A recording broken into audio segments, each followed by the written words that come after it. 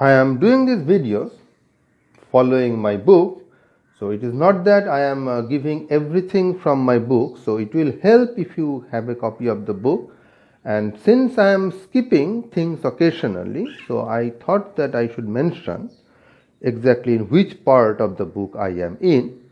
So the entire book is split up into different days, and I have devoted about 25 days for group theory, starting from day 10.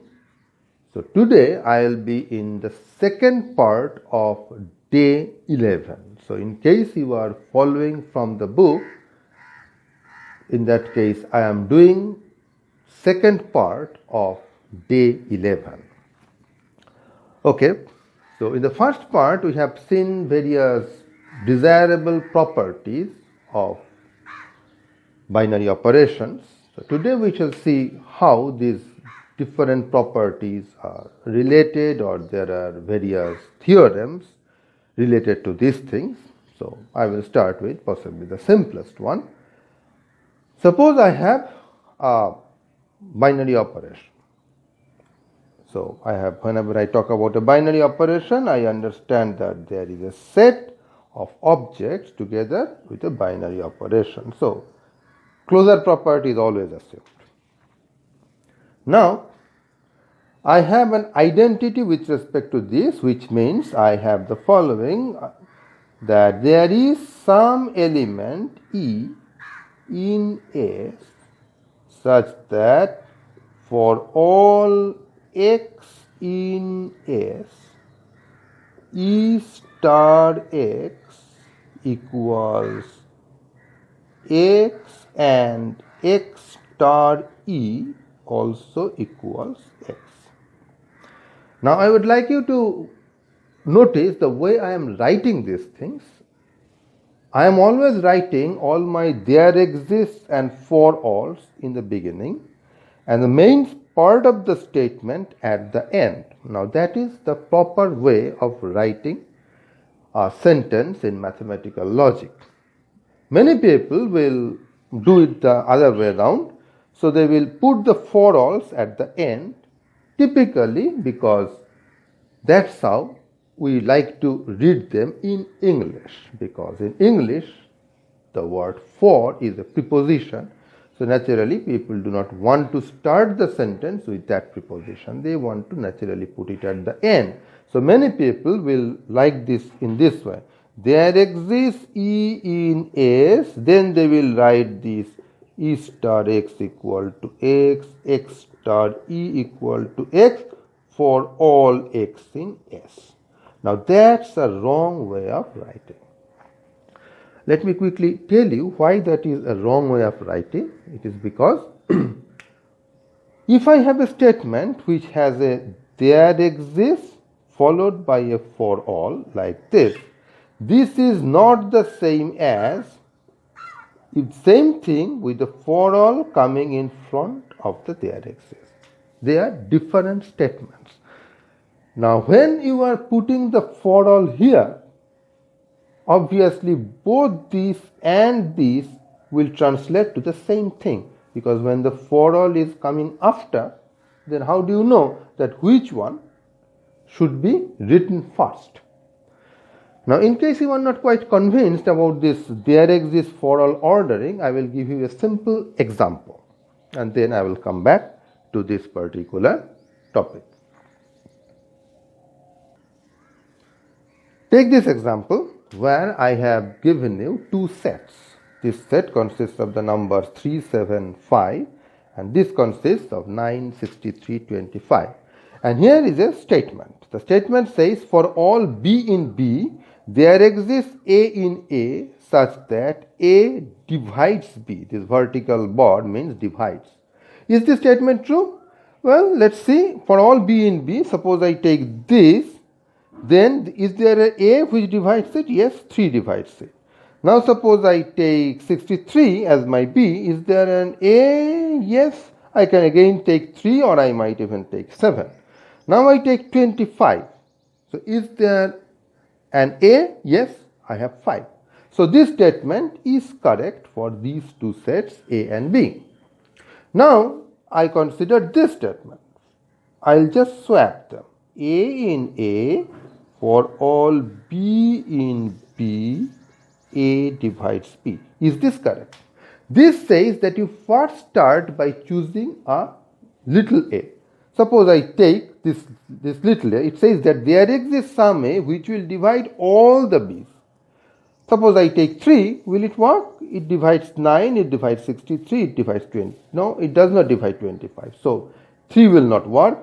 7 will not work, it does not divide 9. 5 will not work because it does not divide 9. So this is a wrong statement. So you see, these two statements are not equivalent. However, if you just write this statement, that there exists A in A for all B in B, then how are you to understand whether I meant this or whether I meant that? Now this leads to great confusion in mathematics, especially in analysis, where we have to talk about things like continuity and uniform continuity. And all these things are precisely playing with the order of for all and there exists. Now, while most books will write this, the authors who are clever, they know exactly when to switch things and whether the there exists comes before the for all or after it. But a novice student will be confused. So it's always a good idea to follow the standard practice of mathematical logic. Put all your for alls and there exist at the beginning of the statement and the main core of the thing at the very end. So we shall always follow this thing. Coming back to our question of the identity element, so that was the definition of an identity element. Now suppose there are two identity elements. So I have got E and I have a similar thing which I call E prime. Same thing, exactly the same story. That is also another identity element. So if I multiply, I am calling it as multiplication, E prime star x, that is also x. I claim that such a thing is impossible. That is, if this happens, in that case E must be equal to E prime. And that is pretty easy to see in the following way. Just consider this fellow. Since S is closed under this star, so given any two elements of S, I can form E star of E prime. So E and E prime are both in S. Now, you have this thing. So whenever you multiply anything by E from the left, you should get the same element. So this must be same as E prime. Now again look at this. Whenever you multiply anything from the right, you again should have the same element. So you are multiplying E from the right with E prime. So this must again be E. And so you get E prime is equal to E. Now observe that in this proof, I only used this part and I only used this part. So these two things I have left out. Now this shows that if I have only this statement, that I have some E in A such that only this holds. Similarly, I have some E prime in A such that only this holds. Even then this argument will work. Now if for some element E I have just this, we do not call it an identity element, we call it a left identity. Not that it is very important to understand about left identities in a group theory, but it's good to know. And similarly, this is a right identity. So what we have seen here is that if your binary operation has a left identity and a right identity, then they must be the same and they have to be, that the common element has to be the identity. Yesterday we had seen the definition of inverse element. So let me quickly remind you. I have S together with the binary operation star. I assume that it is associative. Not that you need associativity for the definition itself, but we are going to need it pretty soon, and I assume that it has an identity element which is E. Now if I have some element A in S, I will say that its inverse exists if there is some X in A such that if you multiply A from left or from right, you get the identity element. So X cancels out the effect of X. And we have seen many examples of those things. For example, for the parade example, if left is an operation A, then obviously right will set it correct. So it is the opposite of that. We say then X is inverse of A, and we write it in this way. For the definition, we really do not need associativity. Now is it true that there may be more than one inverse of an element? Well, if you do not have associativity, then it is possible, but if you have associativity, then no, it is not possible. So let's suppose that it is possible. So in that case, this condition holds for X as well as this condition holds for some X prime. So A star X prime star A is identity. I shall show that then X and X prime must be the same. So this is how I proceed. I will say it is X. That is same as saying it is E. Because if you multiply by E from left or right, it doesn't matter. Now what is E, by the way? E means actually, in this case, it is this A star X prime. So I will write A star X prime. That is our E. We have said that this is equals E. Now I shall employ associativity. That's why associativity helps. If I do not have associativity, I will be frozen with this expression. But now I will just regroup the thing. I will say I will perform this first and this next. So X star A, that is identity, X star A, that is identity, star X prime, and that is your X prime. So I have shown that X must be equal to X prime. So inverse may not exist, but if it exists, it has to be unique in an associative case. Now this is a simple exercise for you to try out. Suppose I drop the associativity condition, then of course this proof collapses. Can you come up with a set S together with a binary operation having an identity element not associative, for which for some element there are two distinct inverses?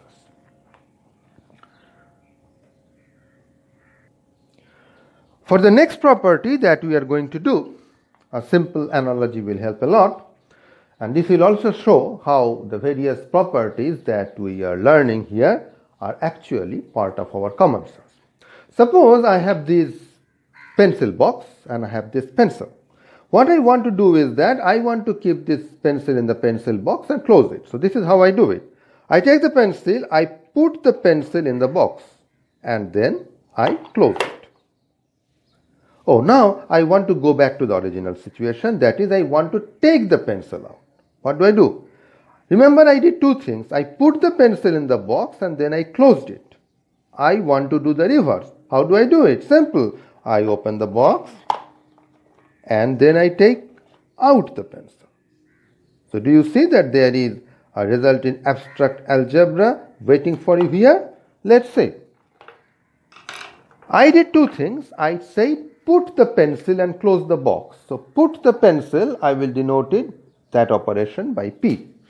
So just remember that whenever I am talking about abstract algebra, all those elements in my set S, they correspond to actually doing something. That's so good, useful, concrete analogy to keep in mind. And then I am closing the box. And my operation is doing one after the other, just like this follows that in that soldier parading example that we saw in one of our earlier videos. So I will denote it by, say, star operation. So P star C means put the pencil and then close the box. So this means and then. Now I wanted to do the opposite. So I wanted to get back to my original configuration, which means I wanted to get its inverse. And what did I do? I opened the box. Now opening is opposite of closing. So I opened the box and then I took out the pencil. I opened the box, C inverse, and then took out the pencil. So these two must be the same. And that is our everyday experience. Whenever we do two things one after another and we want to reverse it, we reverse it in the opposite way. So C was done last, so C must be undone first. P was done first, so P must be undone next. Another example is when you want to wear socks and shoes, you will wear socks first and then shoe, but when you want to take them off, you will first take off shoe and then take off the sock. So the order will change. Now can I prove it using all our abstract result? Surprisingly, this very natural thing requires you to assume associativity. That actually shows that associativity is part of our common sense. So when we think about a situation, we think in terms of associativity. The result that we want to prove is this. We have some S, some binary operation on that, and I assume it is associative. If A and B are two elements of S, then, and I assume that they are invertible, in that case, A star B is also invertible. I am not assuming its invertibility. That's part of the conclusion. It is invertible, and its inverse will be given by B inverse star A inverse. Something that we already know from our common sense as well as from our vectors and matrices course. That is, two matrices, if you multiply, its inverse will just swap the order. Now, how do you prove it? Very simple. If I want to show that something is inverse of something, you multiply it from left as well as from right and see whether you come up with the identity element. By the way, the moment I say invertible, I always assume that it has got an identity element. And an identity element means some unique identity element. I am not specifying it. The moment I say invertible, you understand identity element. Existence is assumed. So I will start by giving it a name. Let E be the identity element of S. Then I have A star B. I want to show that this fellow is the inverse. So I want to show this B inverse star A inverse is identity. I want to show this. I will put a question mark. This itself will not be enough. I also want to show the other way around. B inverse star A inverse star A star B equal to identity.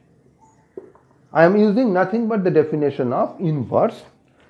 If I say X is an inverse of Y, I have to show X star Y and Y star X both are equal to identity. My role of X is played by this, my role of Y is played by this. Okay. Proving any one of them is enough. We can do the other one similarly. If I do not have associativity, I am frozen. I can't do anything. But thanks to associativity, all these brackets are removable. Regrouping is allowed. So what I shall do is I will remove these and regroup these things. So this is what I am trying to show. Okay, so I am allowed to do this operation first. B star B inverse. That I know is just E. A star E star A inverse. I will do this first. Well, if I multiply anything from the right by E, that is nothing but A. So this fellow is just A. So I am left with A star A inverse, and that is identity. So I have shown the first, and you can show this one similarly. So that finishes our brief tour through the important properties related with the various conditions that we learn to put on our binary operation. So from the next video onwards, we shall enter the world of groups.